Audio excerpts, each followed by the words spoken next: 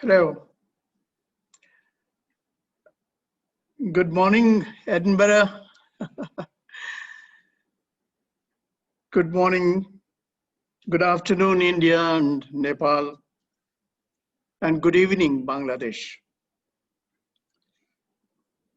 On behalf of HealthSpring, the country's leading primary care provider network in organized sector, which includes occupational health, we believe occupational health is also basic primary care service. I welcome you all from Scotland, where the Academy of Global Health, University of Edinburgh, is hosting this webinar. I welcome you all. I welcome some of the prominent participants from Bangladesh, Professor Sharmin Yasmin, Professor Aftab Uddin, with whom I have been interacting for a long time, Professor Habib Mansoor, Professor Manohar Lal Shrestha, my good friend from Nepal, former president of Surgical Society of Nepal, and a great surgical educationist and reformist. My esteemed colleagues from India, Mr. Nachiket Moore, a great economist, but his heart is in healthcare. His heart is in rural healthcare. His heart is in healthcare where it matters most. He has been, of course, occupying various important positions, including Belinda and Bill Gates Foundation in India. My good friend, Dr. Rajiv Yervadekar, is the Dean of the famous Symbiosis University, International University,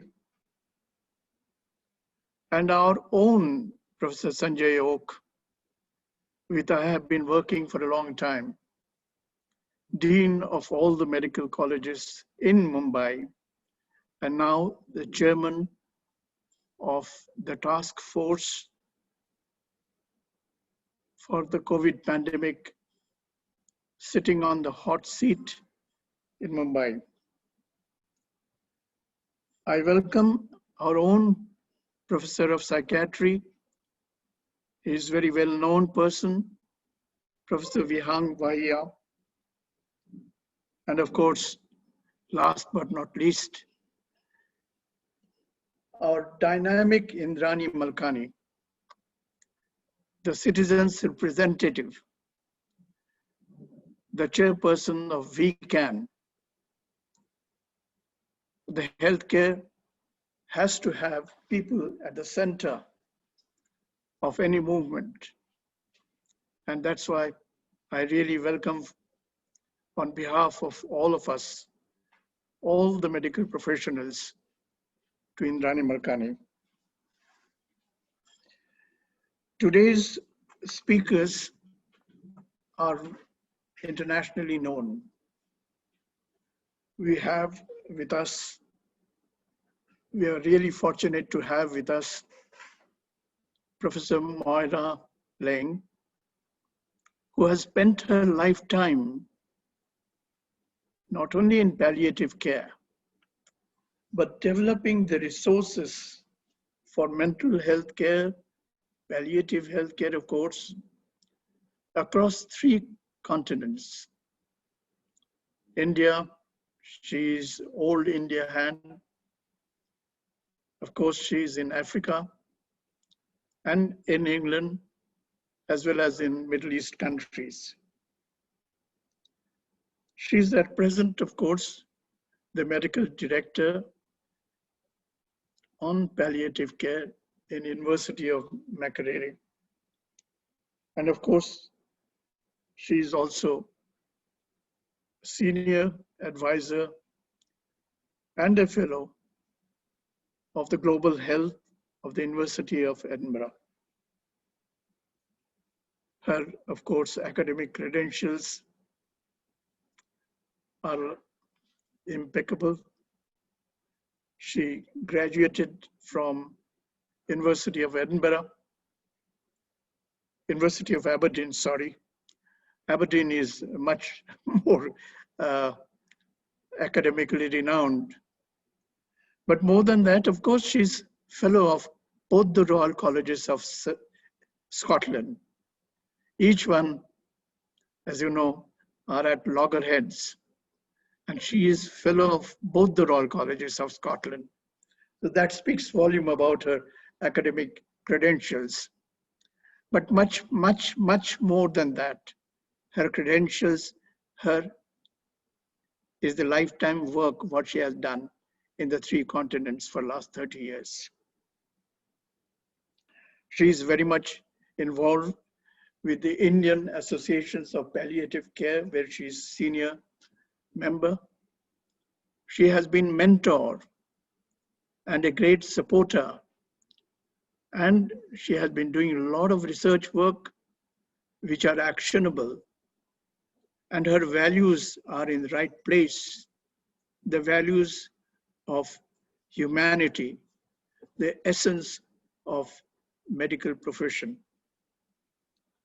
We also have with us today, giving the presentation, a young psychiatrist from Kerala, our own country, who has been she has a great commitment. And as you can all see later on, she has been a founder of the Palli Care movement in Kerala, which is the foundation of better health outcomes of Kerala state. Kerala state prides itself as having the best health outcome in the country. And it's people like her which has made it possible. So we are really very grateful that she will be guiding us, guiding our doctors to include the curriculum, in their family medicine curriculum, which we plan to do with the University of Edinburgh at a later stage, to have palliative care and mental health as part of the syllabus. Mental health has been there for a long time, and we know how important it is, but we have been neglecting it, either in the medical profession or in the society or by the healthcare planners of the countries. I must thank this pandemic, which has brought so many of the issues which we neglected in the forefront, so that we should start thinking anew about how healthcare delivery should be provided for our countrymen. Having said this, I would request Mhoira to start with her presentation. Mhoira, your field. Thank you so much, and thank you for those very warm words of welcome. Delighted to join you from Edinburgh and Scotland and to look at this important topic together. Delighted to see such an eminent group of participants, and we're looking forward to the questions and the discussion that will come. And I'm also delighted to teach with my very dear friend, Professor Chitra Venkateswaran. We've taught together for 20 years, and she is really one of the if not the most eminent psychiatrists working in palliative care and mental health together, forging a new way forward in that. So it's great to work together. And we're also delighted because this is a topic that's close to our hearts. So thank you for asking us to speak on this topic. I bring you all greetings from the University of Edinburgh, and the director of the Global Health Academy is not able to join us, I don't think, this morning, but she sends her greetings, Professor Liz Grant. And so we're going to be talking about holistic care. I'm going to give the overview and some of the pointers, and then Chitra is going to take on and look in more depth at the mental health issues. This has been what's described and is a tsunami of suffering. It's quite a powerful phrase, that, isn't it? And we're grateful to WHO for all their leadership. We're grateful for the advice they've been giving to us on the way along. And I'm also very pleased to see that holistic care is coming into the centre of this response. And of course, the title of this topic shows that for HealthSpring and for others on this call, it is at the centre of medicine, not just of this response. We had a guideline coming out in May reminding us of vulnerable populations. And we know that actually most of these people first encounter healthcare through a primary health system, or they should encounter through a primary health system.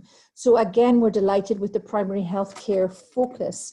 We know, for example, in the UK that holistic care is provided at least 80 to 85% within the primary care sector.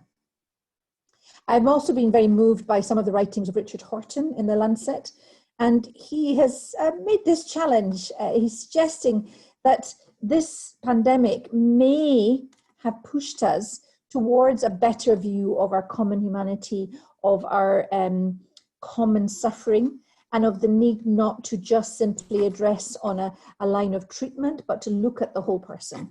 And he suggested that this might even be a catalyst to better alleviate suffering and to provide better health care. And I've been reading about colleagues who are being struck by their helplessness because they're used to solving problems. And they're having to come back and think more of how do I offer quality and humanity and value in my care alongside excellent medicine.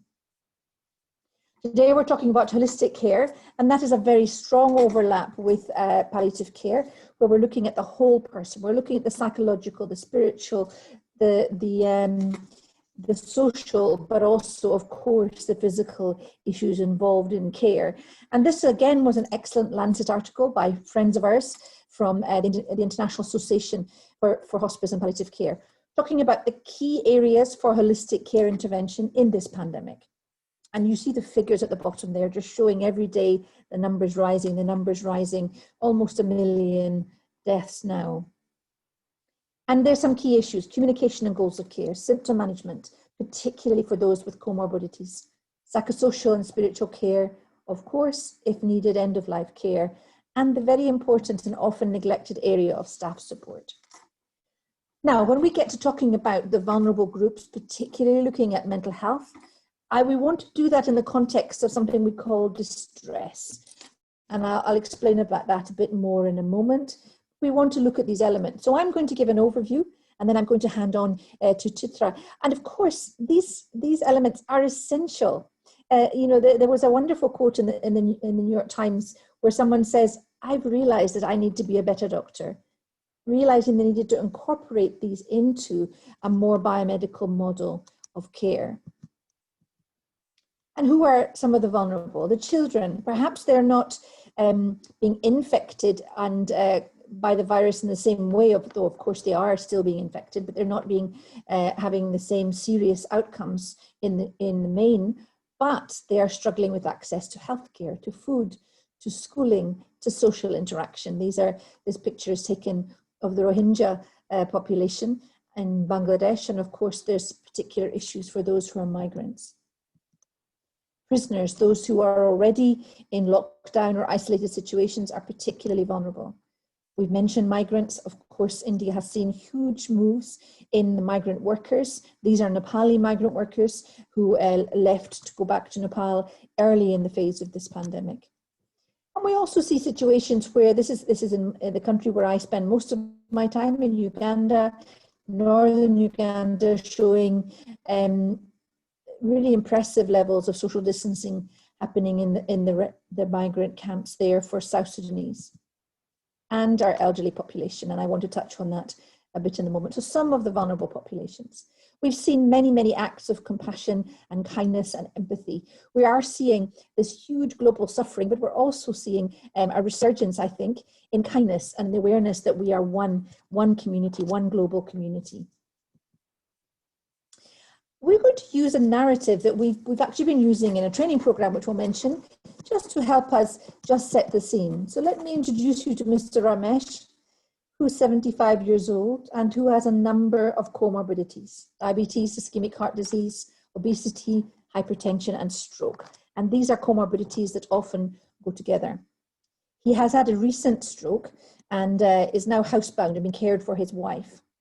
And although we're doing this more in a webinar style, I'd like you just to think, what would be the issues that are being flagged up in this typical scenario? So someone who is elderly, who has a number of comorbidities, there are social implications for him and economic implications for him. And we're beginning to think, whether this be in a pandemic setting or whether in other settings, what are the holistic issues involved in this gentleman and his social situation, and what's going to help us moving forward? And of course, we are going to think about what would happen if this gentleman was to be infected by COVID-19. It's important to think of those who are affected and those who are infected, because we're all affected. And so we look at that again. I don't know whether you began to think, what are the issues involved? But he has 4 comorbidities. We're encouraging, I'll show you in a moment, using a triage system with a score using the WHO score. But there is another common score called the clinical frailty score, and he would score highly on both of those tools. And we know that he has a very high risk of poor response if he has severe COVID-19, particularly with severe respiratory complications. And just some more background, because Chitra will also look at this scenario later. We find out more about him, a retired mechanic living with his sons, but one has just come back from the Gulf and they're all in home quarantine. Now begin to think, what are the issues there? What are the issues about disease transmission? What are the issues about economics? Is the store still able to be open? They're in a very small environment. And also, what about this last one, where the neighbors are asking questions, they are frightened, maybe there's even some stigma around. And again, this is something that Chitra will talk about a bit later on, but this is a very real problem for us in this particular pandemic. Of course, coming from Uganda, another infectious diseases pandemic, HIV/AIDS, we saw many of these similar stigma issues coming up. And so we need to think, how do we respond not just to the medical scenario, but the concerns of this family? If we don't respond to their concerns, we're going to do very little to improve their quality of life. So let me just highlight the key areas we need to be working on, as we mentioned at the beginning. Effective communication. Not just communication, but effective communication. I'm delighted to see changes in the undergraduate curriculum in India that show that communication skills are going to be really well taught, and values-based medicine, holistic care in an ethical framework, which is great. We need to use all of our verbal and non-verbal skills, perhaps even more so when we have PPE. And people are already showing us some innovative ways that we can use photographs or other ways to connect, emojis. People are being really very innovative, but it's a trial, isn't it? It's a struggle to communicate effectively when we're losing a whole batch of our communication skills, and that is our nonverbal ones. We're also limited in our verbal skills because of the PPE. So we need to be particularly careful, and we need to encourage one another and train our colleagues, and our young colleagues in particular, in effective communication. How do we show empathy and compassion in these situations? Perhaps more than ever, we need to be able to show empathy and compassion and to preserve dignity. People are isolated, they're frightened, they're separated from their families. We're under pressure, we may feel helpless. How do we show empathy and compassion and work as a team? And of course, be innovative and creative, as I've mentioned. One of the most important therapeutic tools we have is ourselves, our presence. That sense that even for a moment, you are the person that I'm listening to, your needs are important. As a family member, we together want the best for your family member. We're not in competition. We're not fighting you. We're not trying to tell you what to do. We want together to do the best for your family member and to support you. In the bottom, by the way, you can see colleagues from Palestine decorating masks to make them more friendly for a children's ward. And so we've talked about quite a lot of this. There's a lot of emotions. We're using pejorative language. We use words like, you know, the infected subject. They're very difficult, aren't they? And people are feeling under pressure and unprepared. I see some people raising hands. Please put questions on the question and answer section, and Chitra will try and, or Professor Gautam, handle some of those. And then I think there's time for open questions at the end. What tools can we use? I'm just touching on these. This is one tool, a spikes tool, which helps us just give a framework for setting up the interview, checking the patient's understanding and knowledge, and then giving our explanations at a paced level with empathy and making sure we have a strategy for going forward. I think this will be familiar to most of you. There are other tools, tools to try and help us know how to give that empathetic response. We can mirror emotions we're seeing.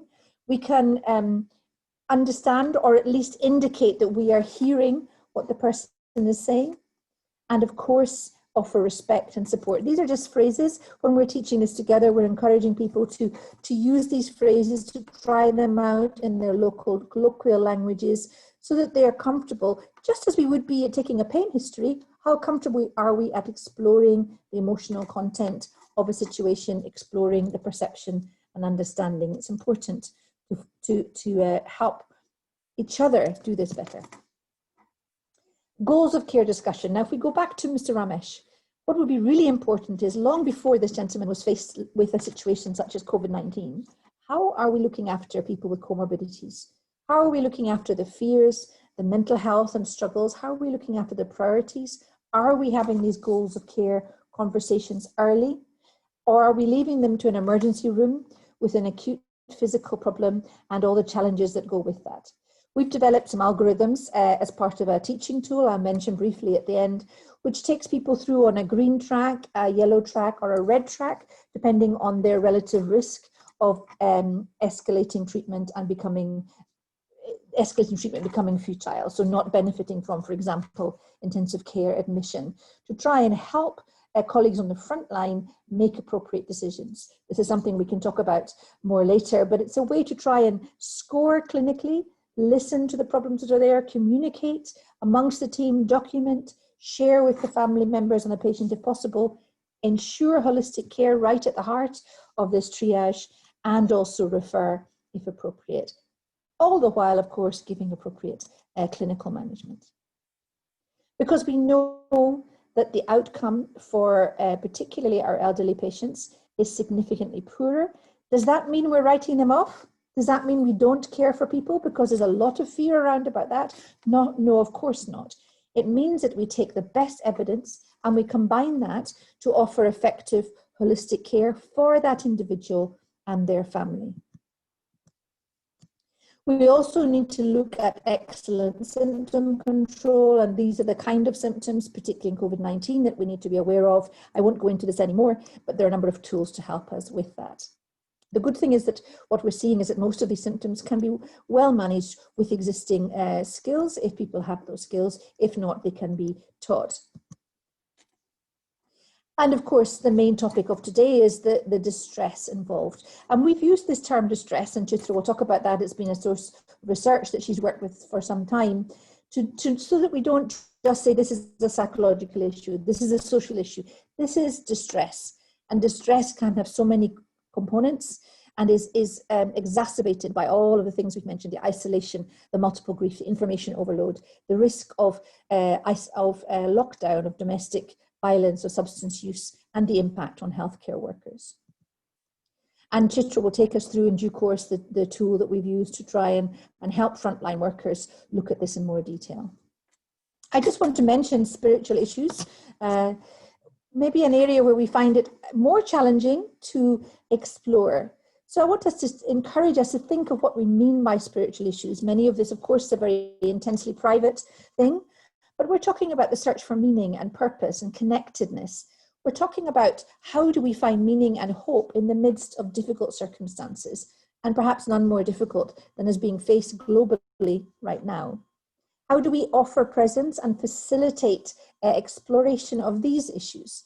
And here's a phrase that I often use: where do you find strength or hope in difficult times? And that allows the person to tell me what's important to them. Maybe it's going to be their family.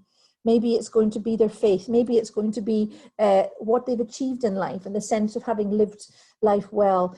It's important to be able to open up these questions, just as it is to take a pain history. And of course, important to respect the values and beliefs of each person, and if appropriate, connect them with their faith-based support. I'm teaching all over the world, and that's a huge privilege. And what I see is in situations where we expect to be able to control the situation, we expect to have access to all the healthcare we need. This is proving a really big dilemma. But there's also some evidence from research that situations where they are more used to living with limited resources or living with some of these dilemmas in a day-to-day way, not removed, there may even be more resilience in this area in places with lower middle income backgrounds or with low resource settings, which is fascinating, isn't it? Maybe there's a sense in which when we think we have everything under control, we don't look at some of these issues so much. And then suddenly we're thrown back on them by an illness, by a change in circumstance, by a pandemic. We also need to look at how we can offer holistic care at home. These are some of our teams in Kerala, I think, showing how you can continue to do holistic care at home. I know in India, so far, most people have not been cared for at home with COVID-19 pandemic, but I think this is changing, although of course the stigma and the management of this then moves from asymptomatic home care to managing people with severe comorbidities at home, where perhaps end-of-life care becomes an issue, is really important.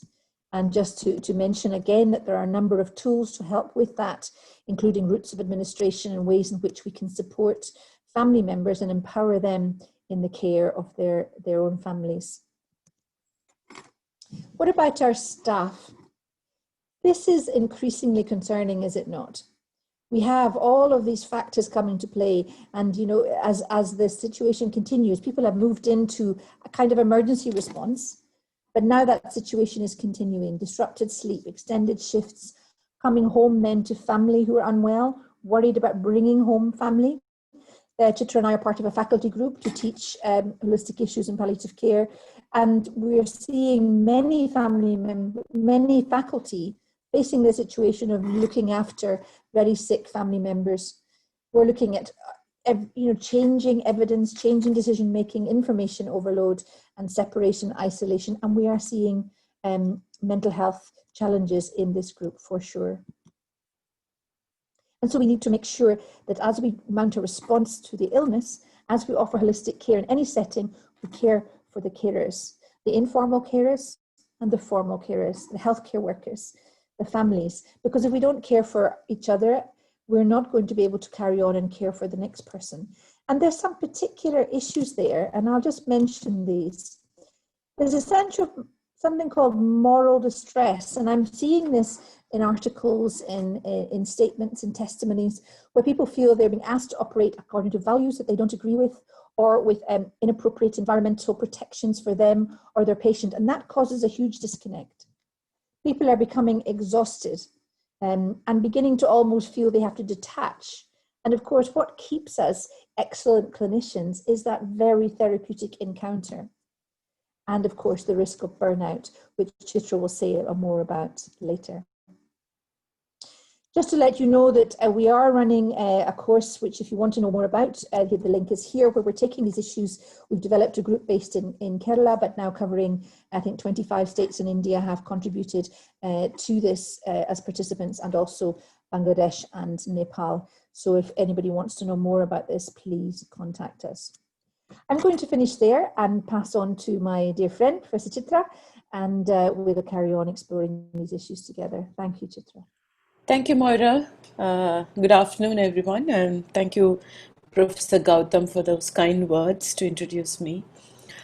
So I'll take on from Mhoira. She has given us an overview of what's happening in relation to, the COVID situation, especially in terms of care.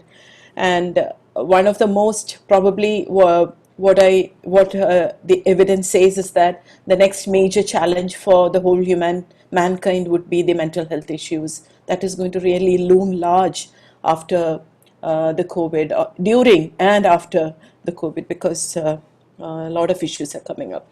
And as Mhoira said, I'm going to use the term distress more rather than say psychiatric issues or mental health issues, but say distress, because it is an all encompassing term for emotional issues or in any other related issue. And it is also for a primary care or a treating team, it is a term which can be used easily without any stigma. It is easily acceptable, and actually it helps us, discuss further with uh, the people affected and their family members in a much more comfortable manner.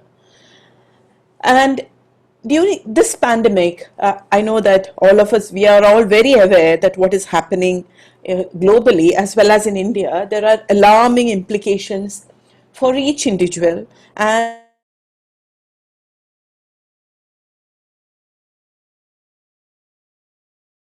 there is emotional, spiritual, like Mhoira said, and social functioning impairment, not only in one dimension but in many dimensions at the same time. There's a loss of meaning, there is grief, blame, anxiety. Families are being separated. There are huge economic issues. Look, we are facing that so much in India now, especially in India, and I'm sure that many low middle income countries are facing the real economic problems brought about by the pandemic. There's homelessness, there is displaced populations, and more than that, because of all this, there's a complete bewilderment. All of us, including us, we are all kind of overwhelmed and lost with the dread of this catastrophe. And within this, we are also losing contact. We are not able to really keep in touch, not able to really offer what Mhoira said as presence, which is so important in offering care to the most vulnerable. And also in this picture, we see that there is little time because of the changing pictures. There is rapid disease progression, and also there is no time to get prepared for the death also. That's what we have been seeing. Next slide, please, Mhoira.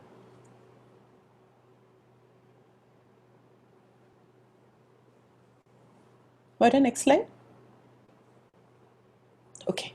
So going back to Ramesh, like the narrative that Mhoira had mentioned, you can think this person sitting in the middle of the slide as any one of those persons, including us as who's taking care of them. It could be Ramesh, it could be one of Ramesh's son, Ramesh's wife, or the team taking care of Ramesh, and you could see what could be there on them, and then the story going or the thoughts going on in their mind. So if you see that person thinking, the son could be thinking, or no, the healthcare team member could be thinking, am I doing enough? Or am I actually going out and helping? And Ramesh could be thinking, what is this happening? Why isn't this getting sorted out? I mean, when I was ill before, it was easily sorted out. My stroke was taken care of very easily. Why is this not getting sorted out? And the son is thinking, the son who came back from the Gulf is thinking, why is this happening? I have a heaviness in my heart. And the healthcare worker could be thinking, is my daughter taking care of herself? See, I am in the hospital 24, I am doing so multiple shifts, but is my daughter taking care of herself? And I'm also worried about my poor mom who's all alone. So this could be the many numerous narratives that could be going on. Next slide, please. So when we talk about distress, it is good to know, to be aware who would be at risk for distress, so that when you get in contact with people, you naturally become, alert that, okay, this person would be at more of risk for distress. And we know that people who are quarantined and isolated already have been expressing, we read about it, there's so much of evidence coming out. People who are affected and infected with the disease, vulnerable populations, like Mhoira had pointed out in a series of slides. I'm not going in detail about that and pointing out. People living with comorbidities, just like our Ramesh, who has 4 comorbidities. Those who encounter multiple losses, there have been so many losses of by death and other losses too. And of course, one of the most important aspect of COVID, which has come up very, very clearly on the scene, is about the impact it has on healthcare workers and carers. Next slide. So these groups are all at a risk for distress. Next slide, please, Mhoira. I'm just bringing in a bit on, just one slide about the evidence that there's been a lot of research happening on, the distress on COVID-19. And as the first bit of research actually came from China, because it started from there. And the psychological impact was shown to be around, around 53.8%. Like it was, and the intensity was around moderate to severe. That is, there was severe anxiety in almost 29%, moderate to severe depression in around 17%, high levels of depression in around 9%. And again, another country which was very severely affected, Italy, also showed that there was high levels of anxiety in around 74% of people who were surveyed. So this indicates that the risk of psychological morbidity is high, and especially high among the elderly, the vulnerable, and the women. That's what evidence is bringing out. But the good part of it is that integrated psychological interventions on all levels have been shown to reduce the risk of mental health morbidity. So what this means is that we have to be more alert, more prepared, and offer care in a much more holistic manner, in an integrated manner, so that we can reduce and control the distress that people come with. Next slide, please. Next slide, Mhoira. Okay, now getting back to Ramesh, I just want to point out how the story could go. So Ramesh, throughout this journey, has been expressing fear and anxiety at various times. We have seen that, Mhoira has pointed out. So the neighbors have been asking him, you remember? And he has been clearly anxious and unsettled. He has been asking to see his family, and he's asking, will I ever see them again? The family members are also very tearful. The son never thought that he would be actually causing this to his own father, and then to be separated from him. We would leave him alone to suffer, and we feel like we have abandoned him. That's what the sons were saying. However, when we look at our own team, they are struggling, and then you find that you're yourself very anxious and not sleeping and wondering if you'll pass the virus to the members of your own family. I think this fear of infection is very, very predominant in distress during these times. Fear of infecting the ones you love, your dear ones. It's very, especially when related to healthcare workers. So what could be the sources of distress in this scenario? This is one thing that you could reflect on. Next slide, please. So I'm just going to show you, this is like a journey of a person. You can think of Ramesh or anyone you know, or we could even reflect on ourselves. If, when we go through the distress path, you can see that there is a journey from the green to the red. And, the green part is the healthy part, or the normal as we would call it. And we assume that all of us probably are more in the green part now. But at any point, we could move on from the green to the yellow to the orange to the red, going on to the illness state. For example, we all of us have normal mood fluctuations. But when we have mild crisis or challenges in our life, we are calm and we take things in our stride. We cope using our own inner resources and support from others. But when we react to certain situations outside us, we can become irritable, impatient, and sometimes sadness, or sometimes even a sense of extreme overwhelmed. You feel very overwhelmed and stressed. And when that again exacerbates, you can go on to being angry. You can be anxious. They could be anxiety which is becoming more and more, and then you can also feel more pervasively sad or hopeless. And when you reach the illness state, it actually gets into being aggressive, excessive anxiety and panic attacks, and or leading into clinical depression, and even expressing suicidal thoughts or even a suicidal attempt. And this journey can be in any part, if you can see, in the physical aspect, in your sleep, in your behavior or a social activity, and also sometimes in your substance use. Sometimes people use alcohol just as a social, in a social gathering, but when there is distress, that can lead on to use of alcohol daily and leading to a level of dependence. So this is a journey that you should learn to address or explore in the people that you care for. It's very easy, and it can come out in the narrative and certain questions, and you exploring with the tools that Mhoira had shown us. She had indicated about the nurses protocol. She had also talked about, when we are talking about bad news or something, we have to share with them the spikes tool, which are very important and can be used by anyone. Next slide, please. So what would be the common manifestations of distress? It can be at the emotional level. Like I said, it could be a feeling of being stressed, overwhelmed, anxious, sadness, difficulty in concentrating or loss of interest, also what we call as anhedonia, which is very characteristic of depression, and the difficulty to relax. It could be, the emotional distress, or when we call, any mental health issue can also present or, have a very strong physical component, like increased heart rate, restlessness or agitation, withdrawal, stomach upset, multiple aches and pains. So we should be aware that people can express physical symptoms, and we should know to explore and find out what is lying beneath those. And the behaviors, it could be fatigue, it could be changes in sleeping pattern, changes in eating pattern, and very importantly in COVID, non-compliance of the directives that we give them. That's very important, starting from social distancing. There could be worsening of pre-existing symptoms. Mhoira had pointed out that, especially worsening of ongoing mental health symptoms. And I want to just focus on the red flag signs, which are very important, and the most important is the suicidal ideation, which we should learn to explore, because we see that suicides are becoming common in this pandemic situation. Next slide, please. I'm just going on to some specific issues this pandemic has brought us, and all of us are aware of the stigma that this pandemic has brought us.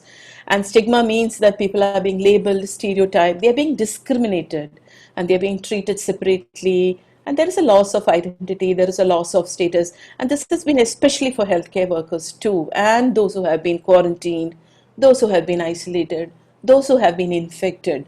And this is a picture that it came out in March, in the beginning itself, when the first lockdown was happening in India. You can see that they have, there's the lift in a building was labeled as Corona lift, and nobody else was allowed in that lift, and it was actually labeling people and isolating them. And I'm sure that all of us who are in the, in the offering care or on the field have faced this in one way or another at some point. Either that, even in my own building, I face, sometimes in the lift, nobody wants to get in with me when I'm coming back from the hospital. So something like that. So that's very commonly seen now, but it can lead to a lot of distress when you are actually being discriminated. Next slide, please.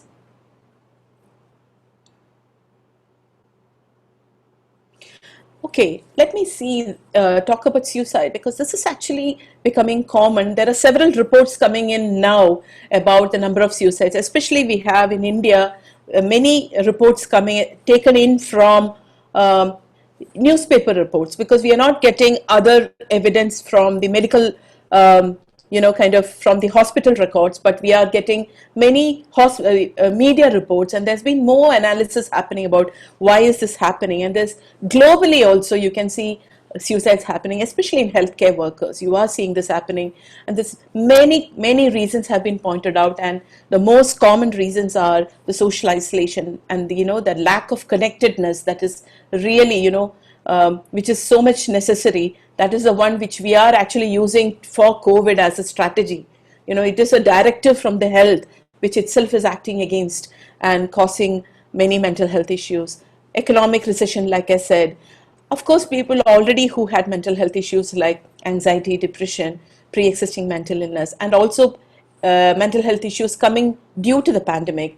Then, as I said, social boycott and discrimination. And one more cause which has come up is this fear of infection of COVID. There was a student, the first report from Kerala in February was a student who, actually died by suicide because she was fearful that she would get the infection. So there is a great deal of importance of awareness, recognition, how to assess, how to support, and refer them to a specialist, because they need specific specialized care. So the moment you understand that this person is at risk or is expressing a wish, we should actually be very careful and refer them to a specialist. Next slide, please.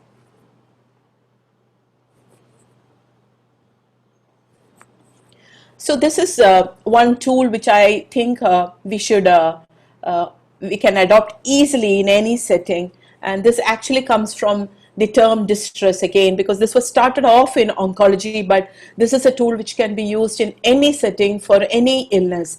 And this is just a visual analog scale, and you can see that this is like a thermometer, and then you measure distress from no distress at 0 to extreme distress at 10 in the last 1 week, including today. And this has got a list of issues which you can adapt it to the setting, adapt to the condition also. And this is actually very easy to use because you can have it in your case records. Anybody can use it. And this is actually a starting point for you so that you actually start addressing distress. And this is actually starting point not only for assessing, it is also a starting point for conversations, because you are actually introducing the concept of distress to people. So when you say that, I want to know what distress you are going through, then actually you're giving room for the person to say further about the distress. So you're opening the room for that, opening a door for that person to talk about it. Because usually emotional distress or mental health is not addressed in regular practice because of the stigma, because there is no time, because people feel helpless talking about it, or people are not trained to talk about it.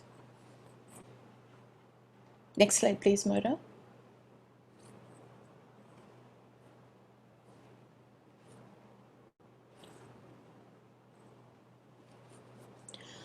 And this is one of the algorithms that Mhoira had said that we had developed as a Pali COVID Kerala group for training people. We have been training since March. I think we are now currently doing the 18th batch across India and outside. A lot of international people also joining in. And I just want to go through that because this algorithm actually would help you to address distress in your setting, and you don't need to be, a psychiatrist for that. You can use this algorithm and carefully go through it, and you can address a lot of issues at your level.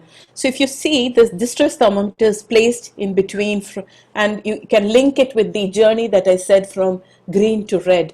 So when a person is healthy or just about coping, the block that comes against that is what anybody can do. And the block which comes in the yellow to orange is actually something you can do yourself, and the referral, the red flag signs, is the red one where you need to refer to the specialist. So you start with your communication skills.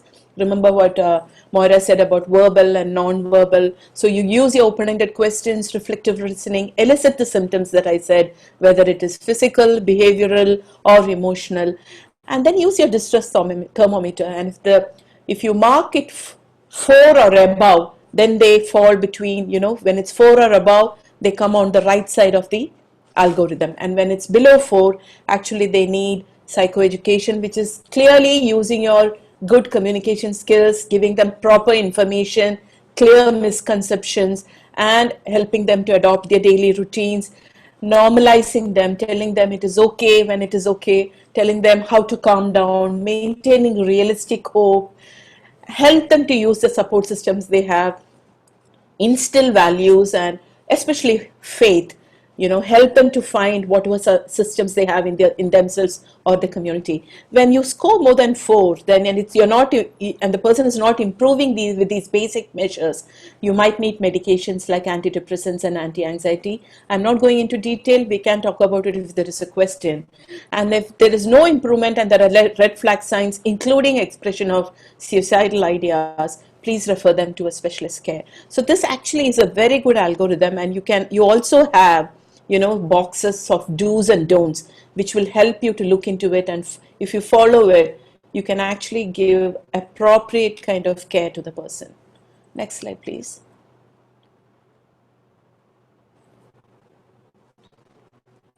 So then, as we said, though there is an algorithm, all of this, I'm just going to summarize it once more. So how do I support someone in distress? So one is your own therapeutic interaction, how you maintain the emotional closeness with them, though in COVID you have to maintain the distance because of social distancing. So using your communication systems, or maintaining the social distance, wearing your PPE, with all that, how do you maintain proper communication?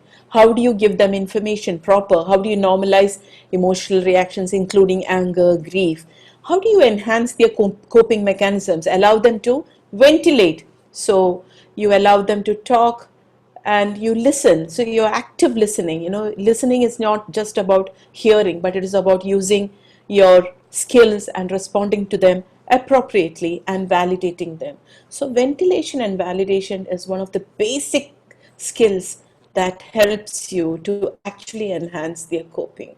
And it should be in a very non-confrontational and non-judgmental manner. So we are not saying what is right and wrong, but being very open with them. Help them to manage crisis by looking at the problems on that day and allowing them to solve the problems. Facilitate the process rather than give them solutions. Try to facilitate the problem, them to solve the problems using the resources that they have. And I think one good strategy is to use people who have had infection and their families as a resource group to support others. So address somatic symptoms, and as I said, use appropriate antidepressants and benzodiazepines with caution for moderate to severe distress. Next slide, please. So going back to Ramesh and the team that was taking care of Ramesh, I just want to get on with the narrative.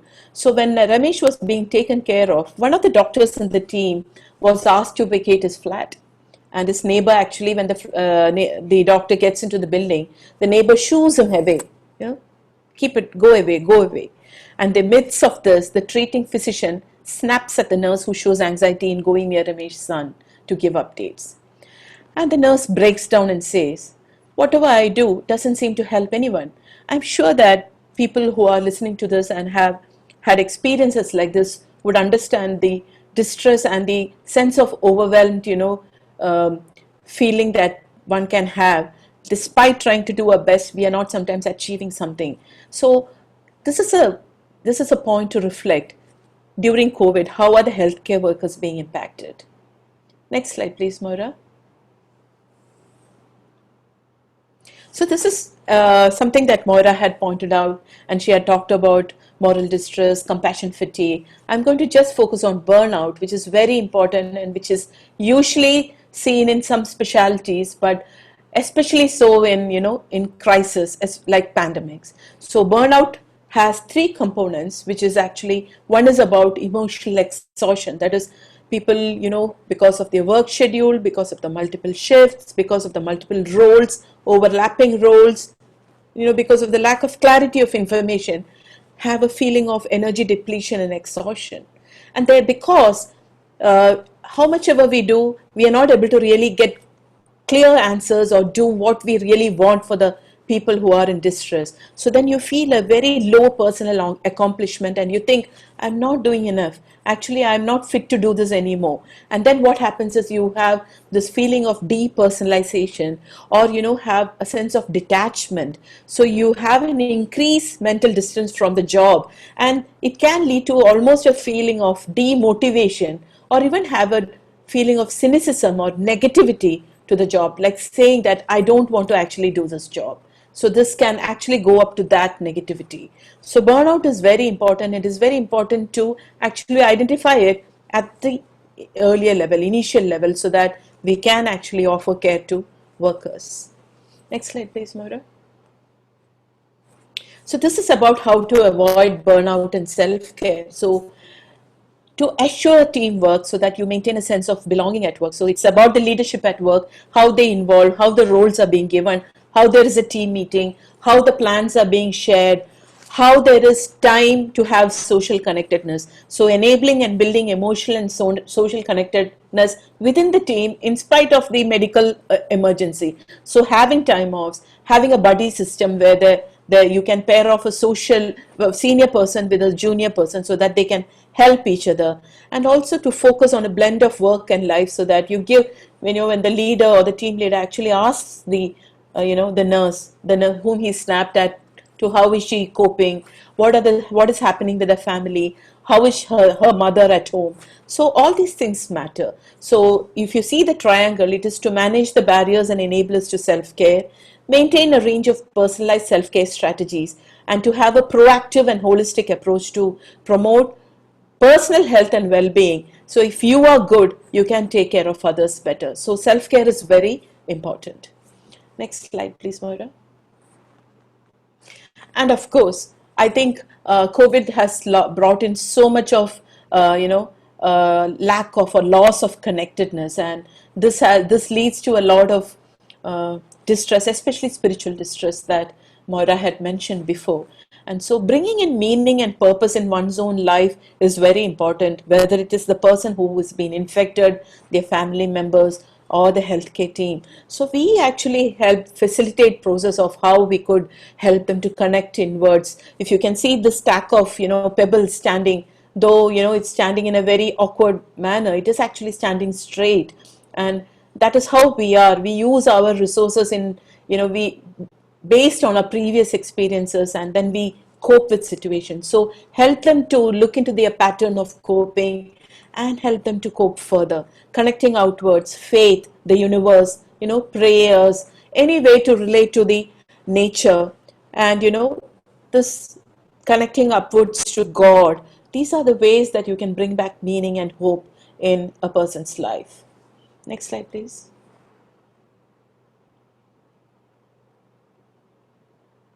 So I'm coming to the last bit, and this is one important aspect where, because we know that, lockdown is coming and going, you have containment zones here and there, and the number of people affected by COVID virus is increasing, especially in India, the numbers are now increasing so much. And everywhere you see people impacted financially. You read stories of migrants, you see anger and resentment, but you have also witnessed many acts of compassion and kindness. And so there's a lot of grief and loss happening. And how do I make a sense of all this? And there's also a loss by death, and there's complications about funerals and burials, how to do it. People are not getting buried sometimes because of people not allowing them because of the stigma that I mentioned earlier. So all of this complicate the loss which is being happening, especially by death. Mhoira, next slide.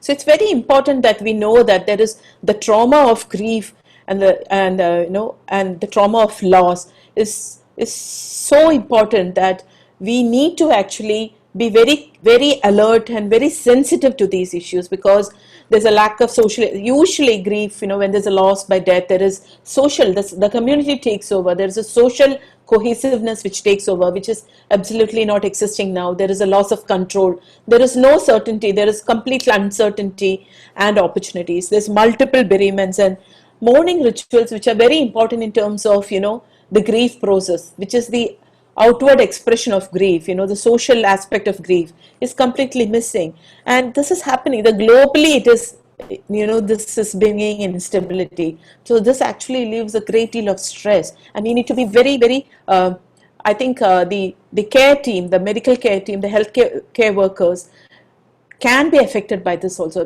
with the losses and their helplessness in managing them. Go to the next slide, please. So I just want to bring in certain strategies. So like we said earlier, your communication skills, listening, without judging, allowing them to ventilate, allowing them to repeat their stories of loss, because repetition is a part, they keep narrating the stories again and again, which is very important. The reliving of that loss is very important in terms of coping, to help them reconnect with the support systems, review the mourning rituals, encourage them to talk about the loss in the present, tense, like say, talk about death and the person has died or passed away, or the loss. And I think one of the main important things to explore and reconstruct meaning and hope. So reconstructing the world of meaning that has been challenged by the loss is very important. Many people successfully navigate this period of loss and retain or return back to the previous level of functioning, but there is a significant number who cannot cope well.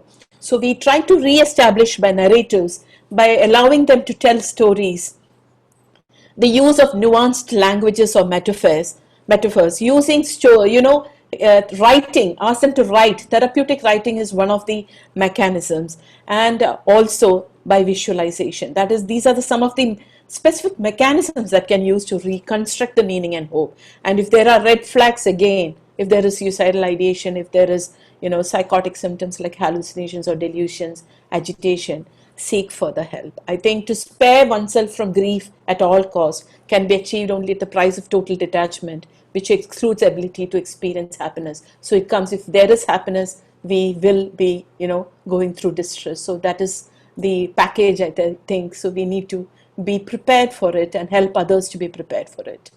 Next slide, please. So I'll just summarize. So COVID-19 needs an integrated holistic response, like Mhoira and I have been saying. Communication skills very important. Focus on vulnerable populations. Mental health issues or distress very important. To identify, assess and manage is essential, and it is easy if you use tools and the algorithm that we brought about. We have to focus on healthcare workers, remember burnout, empower the communities, healthcare workers, be a collective force to integrate holistic care, and then importantly to reconstruct and discover the meaning and hope together. The togetherness, I think, is very important, and this is again to tell ourselves and others that it is okay. This is the okays of COVID-19, to validate our responses of the pandemic. Next slide, please. So I just want to, I'll bring in Mhoira to conclude, but I'll just talk about Irfan Khan. Those in India, and I'm sure those in Nepal and the neighboring countries would know him, Irfan Khan. And he said that in Life of Pi, he said that, I suppose in the end, the whole life becomes an act of letting go. But what always hurts the most is taking a moment to say goodbye. I think that is very, very appropriate for the overwhelming situation that all of us are going through. Mhoira, I'm handing it over to you to conclude. Thank you, Chitra. And we're just looking forward to the discussion. But I want to mention a concept that was raised by a medical student in the Islamic University of Gaza when we were discussing holistic and palliative care in the undergraduate. And I asked the students to tell me, what does this mean for you in your setting? And he used these words, humanity until infinity. And that's made me think quite a bit since then. What does that mean? What does that mean in our context? And what does it mean in our global world where we're physically distanced for sure, but we're socially together? And I think we're globally in solidarity more than ever before. Thank you for the opportunity to share this morning, and we look forward to the ongoing discussions. And I'm delighted to hand back to Professor Gautam Sen. Thank you. Thank you very much. Thank you. We did have a number of references which will be there if people want them later. Thank you.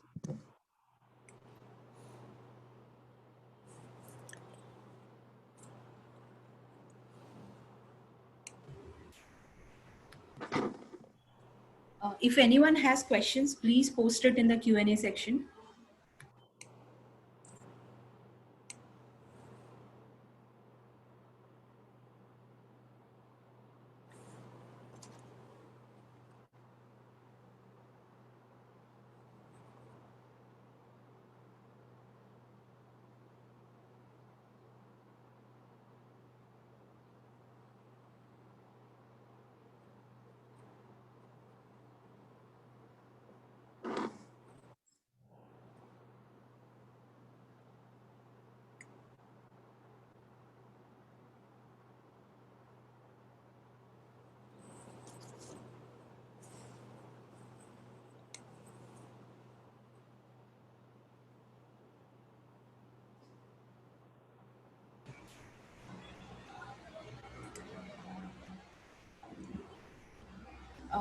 Dr. Vahia will like to say something.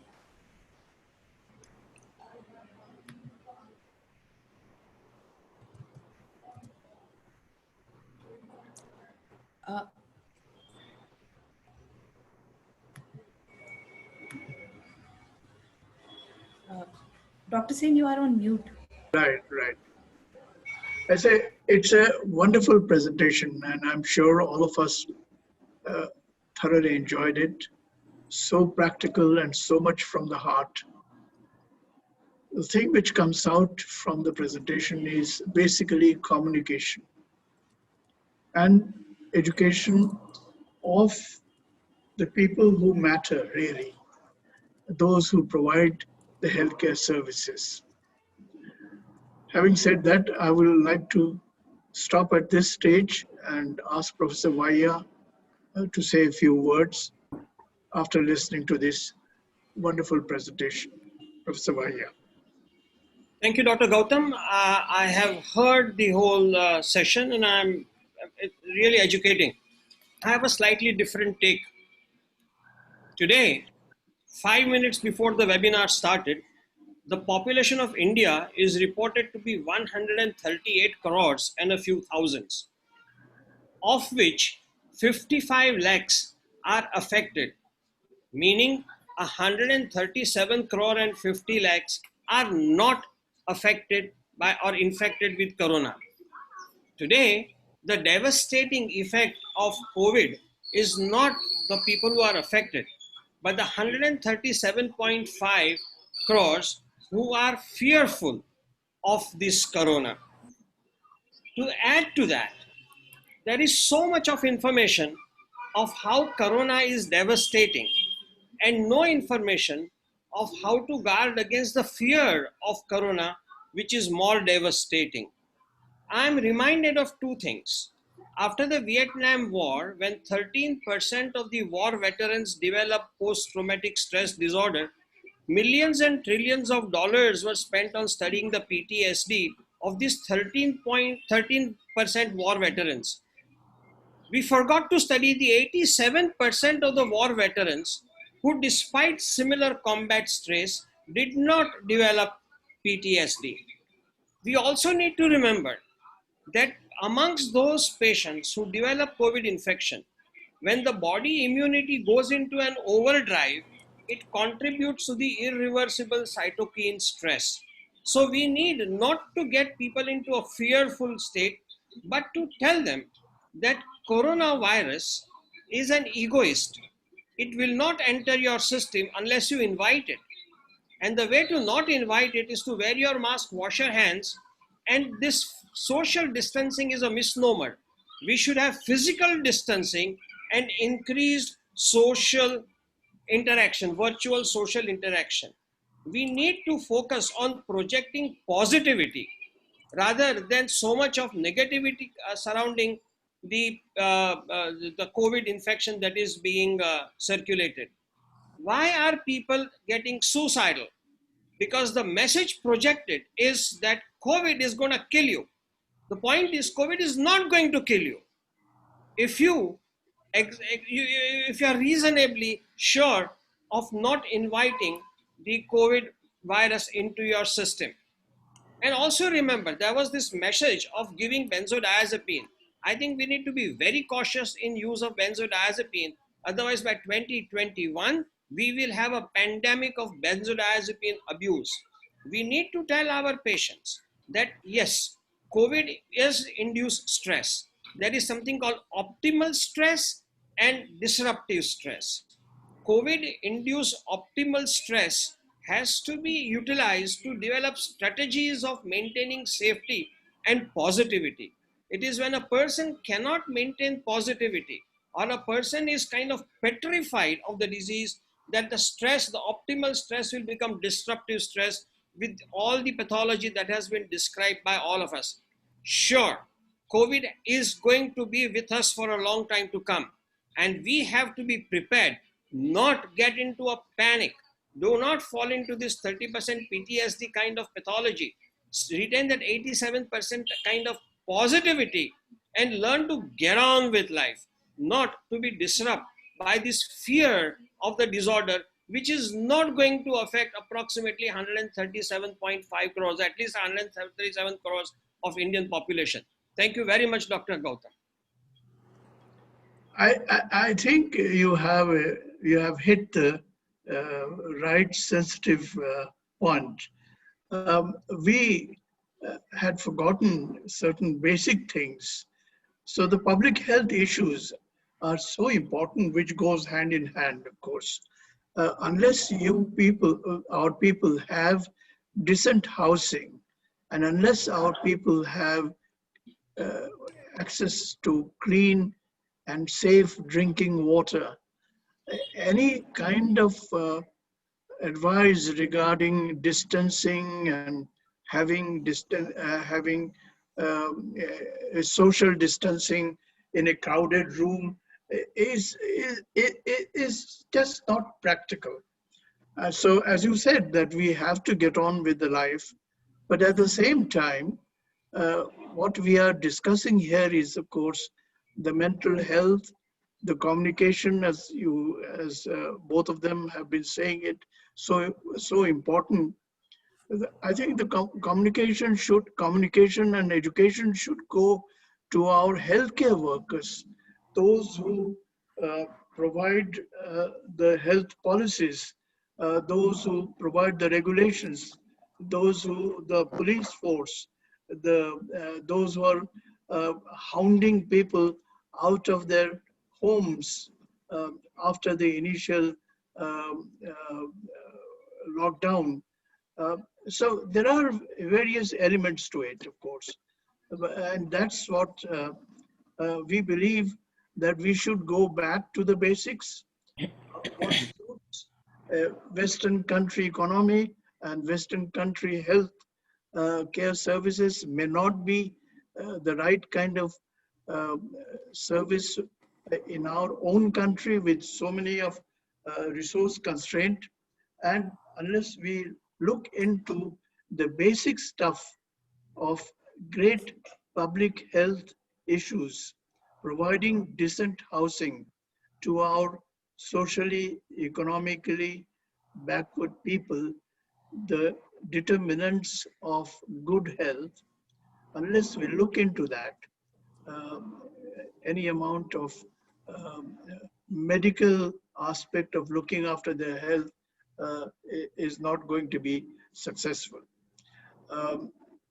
I just wanted to say something, Professor Gautam. I'll just clarify one or two points. Right. Yeah. So I would ask Chitra to. Yeah. I totally agree with Dr. Bihang in terms of the issues that he has raised, that it is a public health issue, and then information and the fear should be addressed. What we had focused on is basically a much more focused area in this. We were not talking about the total public health aspect of it. Of course, those should be addressed. And the distress that we were talking about is clearly the evidence that has come out. I mean, and I agree that majority do not have it. I think we've lost Chitra. Maybe if I just pick up there. Also, especially in vulnerable population. Yeah, and then the use of benzodiazepines is only in the algorithm. Like, this never advocates that benzodiazepine should be prescribed to everyone. It says clearly that when the distress is high and the basic measures are not helping, and of course we know the telemedicine rules now which NIMHANS has brought out in India.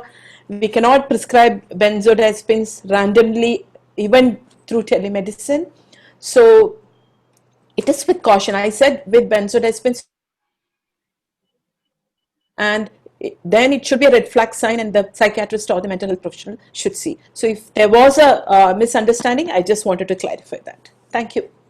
Dr. Professor Gautam, may I just add, I think one of the ways we cope is actually by being positive, isn't it? And that can be a very effective coping resilience tool.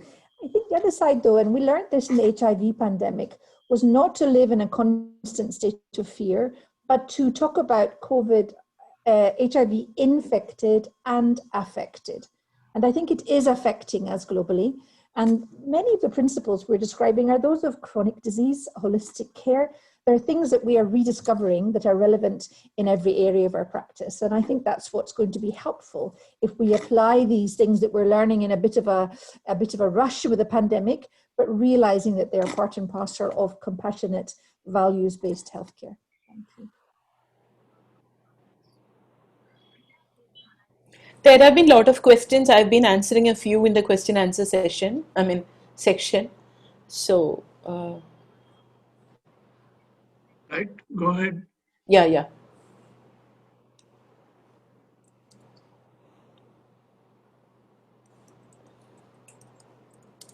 So a lot of points coming up. Some people are asking, how do we empower people? I think this is a very good question, and not just empowering healthcare workers, but also empowering communities and families. And Chitra, I know you've done a lot of work looking at that in the context of holistic mental health in Kerala and other places. The course we're mentioning, I put a link in there, is looking at empowering frontline healthcare workers. But I think it's really important we see the care community as the patient, family and community, as well as the healthcare. community, and that combined is the community which we need to empower, inform and mobilize, and also talk about some of the skills that can be passed on. And Chitra, I know you've done quite a lot of work at how you can pass on some of these skills into volunteer and community groups as well as for healthcare workers. Yes, in Kerala we have actually trained a lot of volunteers in the community to do. We have trained them with communication skills. We have empowered them to identify basic signs of distress and also refer to the specialists, and also in offering holistic care in terms of some volunteers offer nursing, basic nursing care, some know about medication. So we actually that because Kerala also has been facing a bit of humanitarian crisis in the last couple of years, starting from the floods and the Nipah virus. This has actually strengthened in terms of how do you empower the community and the health systems at primary care to address issues earlier, to actually then stop it from exploding into a big crisis. So we have, after the floods, we have been, as an organization, we have trained around, in our district, we trained around 2,000 community volunteers to be the advocates, to be there in the community and be the champions, so that any family can actually reach out to them to say that what can we do, because one of my family members is feeling like this, or is behaving like this. So that is one of these strategies that we are using. We have used that not only in mental health care. It started off with palliative care, where volunteers not only offer care, but they take the responsibility of even organizing services for people, which can range from medical, and I'm not saying they offer medical care, but they arrange for medical care with supervision, and they can also bring in a lot of financial and economic support, which is very important in this situation. So when we have people, we have migrants calling us, we can network with our volunteers to go and see that person, and then we work through our networks in the community now. So actually we have around 2,000 people in the community who, who with mental illness, who we are taking care of through our non-profit, but we are managing them without doing our home visits now, because of the volunteers we have in the community, because they act as that network and the liaison between, the link between us and the patients and the families. That is an example that I am trying to say. Yeah. Professor Sen, I see a really interesting question. I don't know whether you want to answer it, but about this fear issue. And I think there's an interesting balance between being paralyzed by fear, or even, as Chitra is saying, is sometimes our non-compliance can be born out of actually a sense of burnout or exhaustion, versus taking responsibility in an effective way. And I think the sense of, I think several have said it, physically distanced perhaps, but the social togetherness, the community response, the taking ownership. It's not somebody telling me to do this. It's us as a community, a healthcare community, or a geographical and local community, saying we're going to take care of those who are more vulnerable by doing certain public health measures that will benefit us all as a community. And maybe some of the messaging in other countries has been benefiting the health system, protecting the health system. That's been a very strong message in the UK, for example. So I think it's ways in which we can positively engage people in these public health measures without using fear alone as a measure of persuasion, but without ignoring the fear that is there. And I just personally lost a 29-year-old young Indian friend last week who had no comorbidities or pre-morbid problems and died of COVID-19. So it is affecting us all in different ways. But we want to get that balance between not allowing the fear to paralyze us and recognizing and supporting it, and trying to get this sense of we're in this together, let's actually solve this together. Yes. It is the balance of, how we maintain giving the proper good information to people so that they carry out or they comply to the directives and, take care of themselves, to the other end of having distress or, or getting infected. So I think healthcare workers actually play this role of, keeping that balance between both. So, and we should be aware of both ends.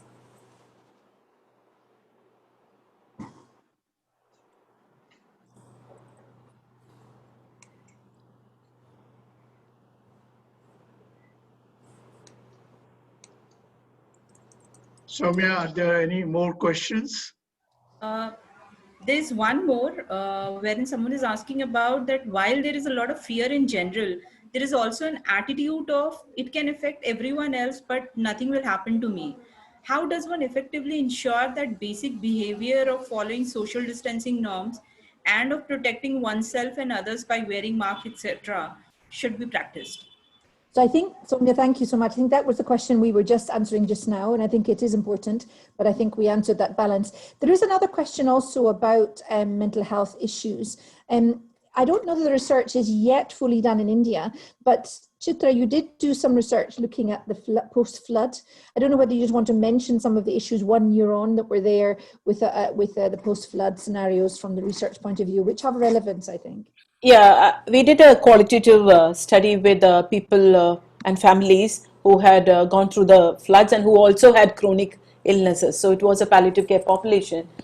And then the themes that came up is psychological distress came up as one of the major themes, that they were going through a lot of stress and anxiety to cope. So, and but the other side was that there was a lot of community support. And especially during the first floods, Kerala really had a lot of community support and social support come in. And that actually helped people to really cope and get past that. And there was also the support of faith, which was really prominent, where people used their resources that they had in the community to cope with these issues. So we had experiences of looking into people who have gone through one humanitarian crisis in Kerala. And we had presented it in, we are actually going to present it in the European Association of Palliative Care Conference, just going to happen next week. So. Right. So should I summarize or other questions there? Still more? Soumya? Yes, Dr. Sen, we have just got. There's one question which is on the labor codes. It says it has come up in the chat box. It says, as per dilution of new labor codes announced or passed in Indian Parliament, what should be done to show the government statistics to screen all employees, their departments for COVID and other NCD illness, to motivate Indian government that investment on health as per case studies improves the productivity rather than government cost cutting promoting approaches to bring more investment for industry proliferation and promotion. Is adopting such practices could be challenged in ILO? Well, can I take up this question? I think the present government is in the right track. The government policy of 2017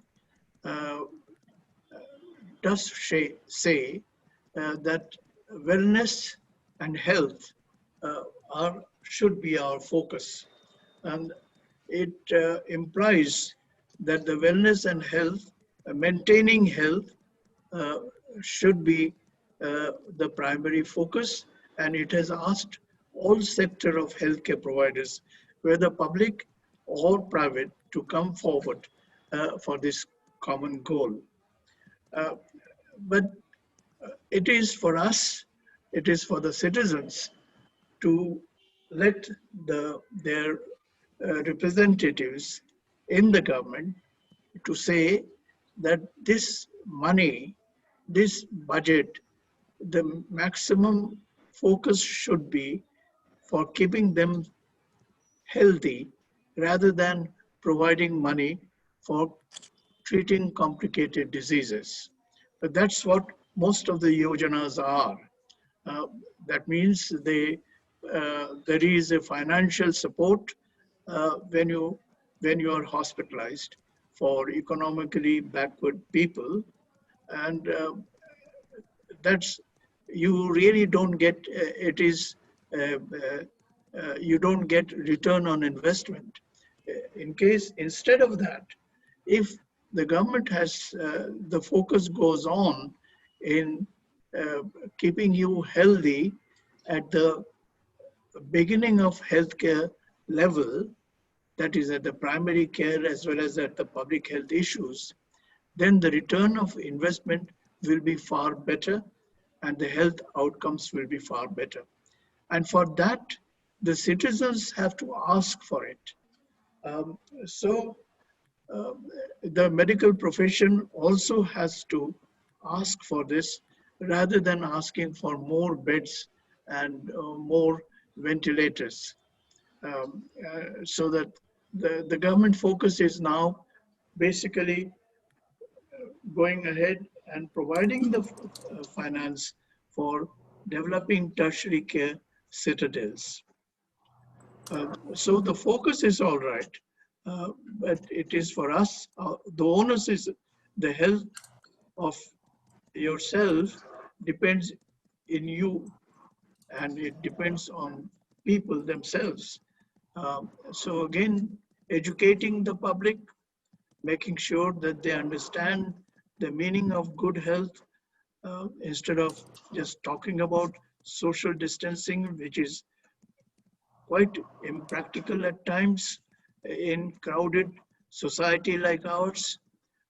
But if you take the population at the center and educate them the importance of keeping a distance as far as possible in public place, that will help them and help their family members from spreading this infection as as a temporary measures, and of course it helps later on as well, as long as you carry on your lifestyle, change your lifestyle, and in fact washing your hands, hand hygiene, keeping distance from people, and not going into too much of crowded places, having, taking simple measures of when you sneeze or cough, to cover your face, whether with a handkerchief or whether with your elbow or whether it is with mask. Those are important issues and which the public education will help in doing this. Anyway, I would like to thank both of you, and as well as Academy of Health, Global Academy of Health of Edinburgh, for organizing such a wonderful seminar. And we look forward to work with you in the long run. And this should be the beginning of the work on mental health at the primary care level. And probably, tragically, this pandemic has brought this matter forward in a fast track mode, and we should grab this opportunity of making this happen at a primary care level. Thank you again. Thank you, all the participants. Thank you. Coming from India, of course, and from Bangladesh and Nepal as well. Thank you. Thank you so much. Thank you so much for Thank giving us you. an opportunity. Thank you, sir. And we wish everybody well as they are putting these things into practice in their different settings. Thank you for the richness of the interaction. Thank you. Thank you.